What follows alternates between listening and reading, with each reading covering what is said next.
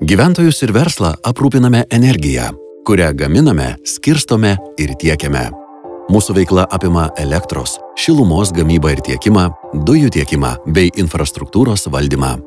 Lietuvoje elektros, šilumos ir dujų sektoriuose veikia bei svarbę infrastruktūrą valdo Lietuvos energijos įmonių grupė. Be pagrindinių veiklų, grupės įmonės teikia aptarnavimo paslaugas, atlieka infrastruktūros remonto ir priežiūros darbus, gamina įrangą, teikia transporto ir nekilnojamojo turto valdymo, verslo aptarnavimo, informacinių technologijų ir duomenų perdavimo, mokymo, sertifikavimo ir kitas paslaugas.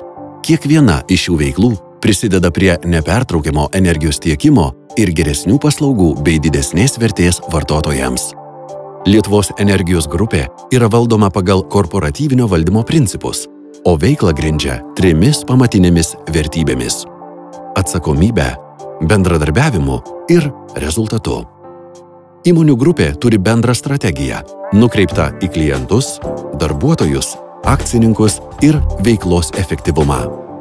Vertę kuriame 4 strateginėmis kryptimis, teikdami geresnės paslaugas, diversifikuodami veiklą, didindami efektyvumą ir diegdami vertybėmis grįstą organizacinę kultūrą. Vertę suvokiame kaip tvarų balansą tarp turto grąžos, indėlio į ūkio konkurencingumo didinimą ir atsakomybės.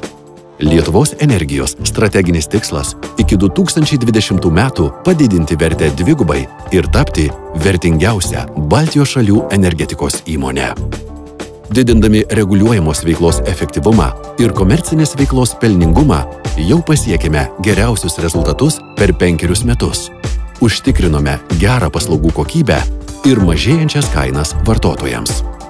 Sėkminga Lietuvos energijos grupės veikla prisideda prie šalies konkurencingumo didėjimo, ekonominės plėtros ir visuomenės vystymosi.